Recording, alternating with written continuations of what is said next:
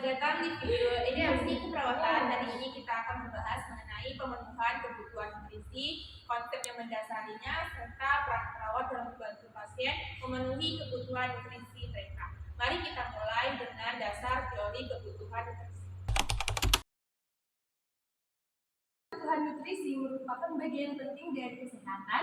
Dalam teori hierarki Maslow, nutrisi termasuk kebutuhan fisiologi yang berada di tingkat dasar. Tanpa pemenuhan kebutuhan ini, tubuh tidak dapat berfungsi secara optimal. Nutrisi yang diperlukan untuk 1. Mendukung pertumbuhan dan perkembangan, 2. Memperbaiki jaringan tubuh, dan 3. Memberikan energi, serta 4. Meningkatkan serta sistem imun tubuh. Kebutuhan nutrisi setiap hari individu berada dipengaruhi oleh usia, aktivitas fisik, kondisi kesehatan, dan faktor fisiologi seperti kebiasaan makanan dan lingkungan. Kebutuhan nutrisi, kita perlu memahami konsep makanan seimbang, yaitu makanan yang mengandung zat gizi makro dan mikro. 1. Karbohidrat, sumber energi utama seperti nasi, roti, dan kentang. 2. Protein, penting untuk pertumbuhan dan perbaikan jaringan tubuh, contohnya daging, ikan, telur, dan kacang-kacangan. Selain itu, vitamin dan mineral seperti zat besi dan kalsium juga sangat penting untuk mendukung metabolisme tubuh dan kesehatan tulang. 3. Lemak, sumber energi cadangan dan juga membantu penyerapan.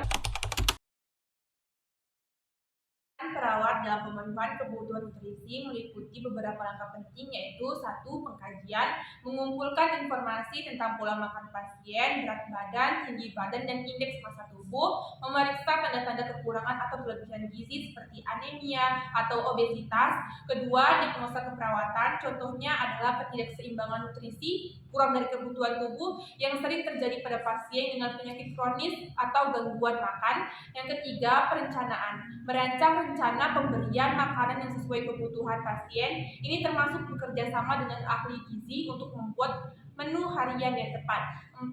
Implementasi, mendorong pasien untuk mengkonsumsi makanan sehat sesuai rencana, memberikan edukasi tentang pentingnya pola makan seimbang dan cairan yang cukup. Jika diperlukan, membantu pemberian nutrisi melalui metode internal atau parenteral.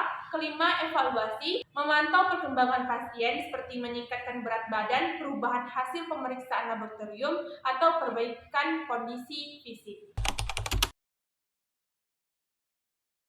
Contoh nyata, misalnya seorang pasien dengan berat badan kurang akibat malnutrisi.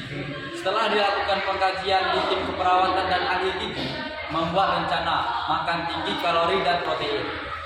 Dalam evaluasi 2 minggu, berat badan pasien meningkat secara bertahap dan ia merasa lebih berenergi.